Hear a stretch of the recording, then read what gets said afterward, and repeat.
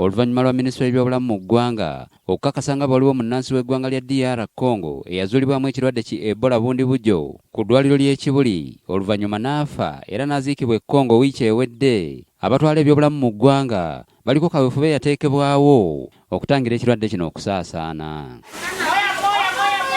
Omukulembeze w'eggwanga Yoweri Museveni yatuuka n'okuyimiriza ebikujjuko by'olunaku lw'abajulizi e Namugongo okusobola okulemesa ekirwadde kino okweriisa enkuuli. Olw'okubanga disitulikiti ya Bundi Bujjo bali ku nsalo ne Congo kibateeka mu bulabe bw'ekirwadde kino bunene olw'abantu abayingira n'okufuluma eggwanga okubaako emirimu gy'obusuubuzi gye bakola. Kati abakulembeze mu disitulikiti eno bataddewo ebinaagobererwa okwewala ekirwadde kino okuyingira mu Uganda. Abajjanjaba nabyo twabategese dda.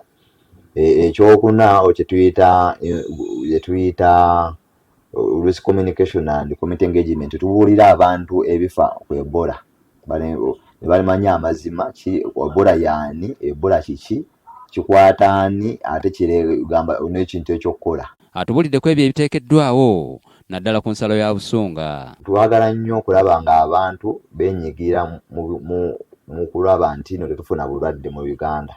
Okunaaba mu ngalo ekyo tukyenkaleginga nnyo, okubeera nga omuntu waafa mufuba okulaba nga simu abamuziika, era wabanga afudde mugamba health team nekola ka test ne balaba obanga tafudde Ebola oba afudde Ebola. Wano era aliko okuwabula kwakoze olw'abantu babadde bagamba nti Bundi Bujjo waliyo Ebola olw'erinnya ly'Ebola ono ayitibwa Ebola Bundi Bujjo. Obulwadde bwonna tubutuuma erinnya, so the name given erinnya lye baaliwa bayita Bundi Bujjo, Ebola Bundi Bujjo, kubanga akawuka ko baakasanga mu Bundi Bujjo mu mwaka gwa 2007. Kati tutegezaako okubuulira abantu ngu eri Bunya, ate Bunya si wala. Ebunya yetukolera ya bizinesi ngina ddala abatunda enti akabeeyi k'ennyama eyo kali waggulu, so tubagamba abasuubuzi tubagamba mubeeko yafu.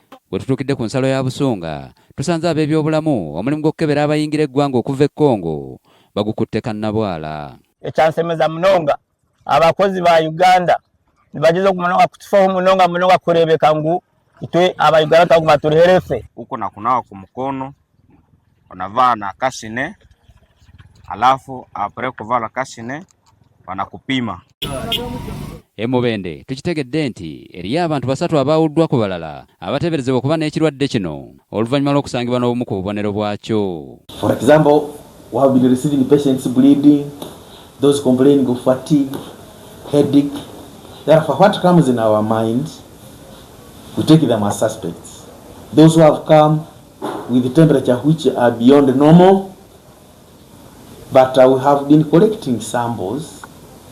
As I talk now, the results are not yet out to certain that we have a confirmed case. Obunkenke butandise okweyongera nga we twogerera bino bamyumyudde ku biragiro by'ebyobulamu.